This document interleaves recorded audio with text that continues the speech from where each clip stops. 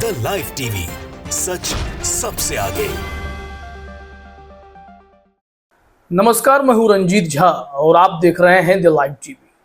उत्तर प्रदेश की भाजपा सरकार में मुख्यमंत्री योगी आदित्यनाथ की कुर्सी डगमगा चुकी है और इसकी सबसे बड़ी वजह भारतीय जनता पार्टी के भीतर कलह है। भाजपा की अंदरूनी कलह धीरे धीरे सामने आने लगी है और ऐसे में सीएम और डिप्टी सीएम के बीच जो अदावत है, वो अदावत अब योगी की सत्ता हिला देने के लिए बहुत बड़ी वजह बनती जा रही है। खबर मिल रही है कि अब डिप्टी सीएम ने सीएम का हिसाब मांग दिया है।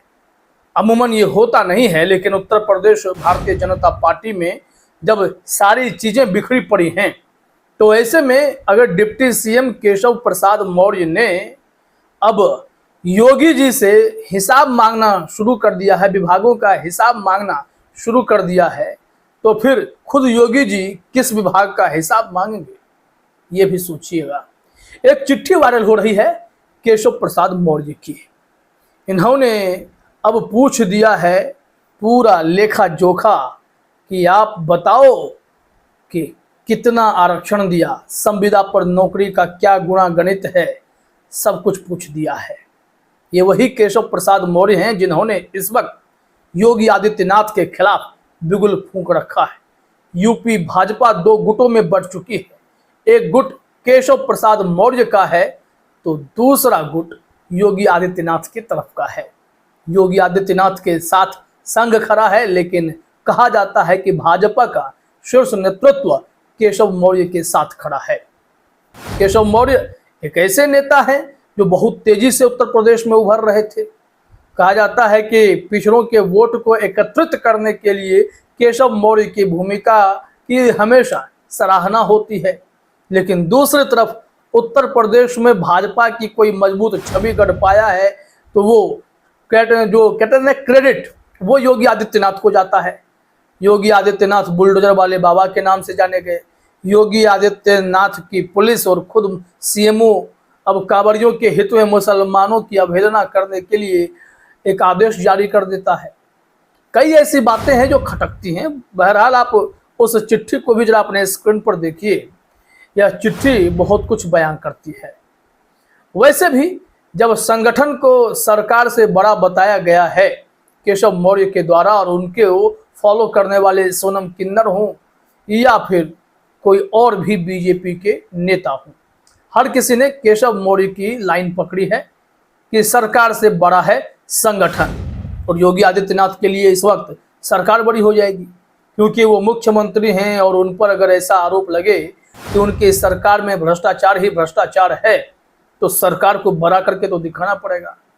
तो योगी आदित्यनाथ के सामने बड़ी चुनौती खड़ी हो गई है कि वो अपनी सत्ता बचाएंगे कैसे। क्या क्या है उस खत में, ये समझना जरूरी है। लल्लन टॉप की रिपोर्ट देखते हैं। उसमें कहा जा रहा है केशव प्रसाद मौर्य ने सीएम योगी के विभाग से जानकारी मांगी, चिट्ठी वायरल हो गई है। क्या कहा जा रहा है इसमें देखिए। लल्लन टॉप का कहना है कि यूपी बीजेपी में अंदरूनी खींचतान की खबरों के बीच उत्तर प्रदेश के डिप्टी सीएम केशव प्रसाद मौर्य का एक खत चर्चा में है। ये खत सीएम योगी आदित्यनाथ के अंडर आने वाले नियुक्ति एवं कार्मिक विभाग को लिखा गया है।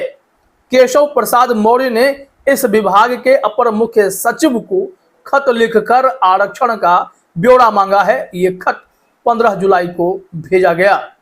अब आप यहां समझ गए होंगे कि मुख्यमंत्री तो किसी भी विभाग की रिपोर्ट मांग सकते हैं, लेकिन मुख्यमंत्री के विभाग की रिपोर्ट अगर उप मुख्यमंत्री मांग रहा है तो उप मुख्यमंत्री शायद खुद को मुख्यमंत्री मान चुका है। बेसिकली आप इस गुणागणित को तो ऐसे ही समझेंगे कि चल क्या रहा है उत्तर प्रदेश भाजपा में। योगी जी के वर्चस्व को कमजोर करने के लिए क्या दिल्ली से इस तरीके के खेल किए जा रहे हैं। अरविंद केजरीवाल ने कहा था कि चुनाव तो होने दो लोकसभा के, उसके बाद देखना योगी बाबा को निपटाया जाएगा। इतने दिन नहीं चलाती भाजपा किसी को। और जो इस वक्त रिपोर्ट है कि खत में क्या है, कहा गया कि इस खत में केशव प्रसाद मौर्य ने लिखा है कि उन्होंने 11 अगस्त 2023 को कार्मिक विभाग के अधिकारियों से आउटसोर्सिंग संविदा पर काम करने वाले कुल अधिकारियों कर्मचारियों की जानकारी मांगी थी। यह जानकारी विधान परिषद में सवालों की ब्रीफिंग के समय मांगी गई थी और कहा जाता है कि इस खत को भेजने के बाद विभाग उस वक्त तक इनके जो सवाल थे उसका ब्यौरा इकट्ठा कर नहीं पाया था, जानकारी कैसे देता। तो फिर केशव बाबू ने कहा कि जानकारी इकट्ठी कर लो फिर खत लिखूंगा। और यहाँ पर कहा गया है कि खत में आगे लिखा गया कि तब विभाग के पास इसकी सूचना नहीं थी, इसलिए 16 अगस्त 2023 को केशव प्रसाद मौर्य ने विभाग से इस संबंध में सूचनाएं जुटाने और आरक्षण को लेकर पहले जारी किए गए आदेश का पालन सुनिश्चित किए जाने की बात लिखी थी। और उसके बाद अब जाकर जब यह चिट्ठी वायरल हुई है तो यहाँ अब यह बवाल मचना तो तय था। सो बवाल बहुत लेवल तक मचने लगा है और ऐसे में अब केशव प्रसाद मौर्य के इस अंदाज को लेकर बहुत ही जबरदस्त तरीके से यूपी की सियासत में भूचाल मचा हुआ है। जो भाजपा की जो अंदरूनी कला है वो इस कदर हिचकोले खा रही है कि योगी बाबा के लिए भी सत्ता बचा पाना काफी मुश्किल नजर आ रहा है।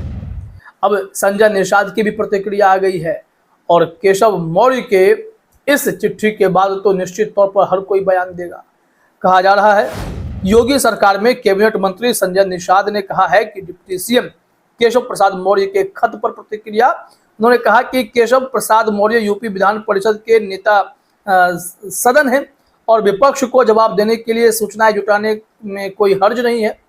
ये न्यूज एजेंसी से बात कर रहे थे, मतलब इन्होंने लिपापोती करने की कोशिश की कि भाई अगर उन्हें जवाब देना होगा तो जानकारी तो चाहिए, लेकिन जिनका विभाग है आप उनसे मिल लेते, बात कर लेते।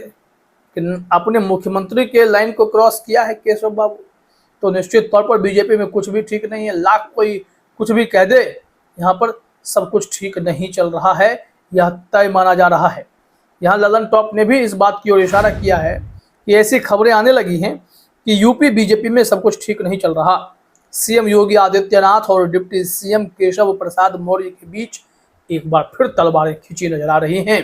इसी बीच 16 जुलाई को यूपी के डिप्टी सीएम केशव प्रसाद मौर्य दिल्ली पहुंचे थे। उन्होंने बीजेपी के राष्ट्रीय अध्यक्ष जेपी नड्डा से मुलाकात की थी। अब नड्डा साहब ने क्या टिप्स दिए, किस कारण यह माहौल बिगड़ता जा रहा है, यह इनके लिए अब टेंशन का विषय बनता जा चुका है। खबर तो यह भी है कि उत्तर प्रदेश में अब संघ इस अदावत को या यूं कह लें बगावत को भांप चुका है और ऐसे में मीटिंग का दौर भी शुरू हुआ। अब जब आरक्षण पर पत्र जब वायरल हुआ है तो संघ को लगता है कि अगर अब योगी आदित्यनाथ को सेफ नहीं किया तो मैसेज तो खुला चला गया है कि लाइन क्रॉस किए जाने लगे हैं। अब ऐसे में किस तरीके से इसे बचाया जाए, क्या किया जाए, ये तमाम सवाल लोगों के मन में है। भारतीय जनता पार्टी अब क्या उत्तर प्रदेश में विधानसभा उपचुनाव में हार का सामना करेगी? क्या ऐसे मौके आने लगे हैं? यह भी सोचने वाली बात है। अगर योगी आदित्यनाथ यह कहकर पल्ला झाड़ते हैं कि आत्मविश्वास की कमी थी कार्यकर्ताओं के बीच, या फिर कुछ ऐसी सीटें थी जिस पर योगी के मनपसंद उम्मीदवार नहीं थे, तो क्या केशव प्रसाद मौर्य यह कहकर संगठन सरकार से बड़ा है कहकर एक मैसेज देना चाहते हैं कि आप चाहे कुछ भी कह लें, लेकिन यह संगठन ही फिर से नैया पार लगाएगा बीजेपी की। लेकिन जो हालात अंदरूनी दिखाई पड़ रहे हैं उससे तो यह नहीं लगता कि उत्तर प्रदेश भाजपा की नैया इस बार के विधानसभा उपचुनाव में पार भी लगने वाली है। तो देखिए नतीजे क्या आते हैं और योगी जी कब तक कुर्सी पर बने रहते हैं।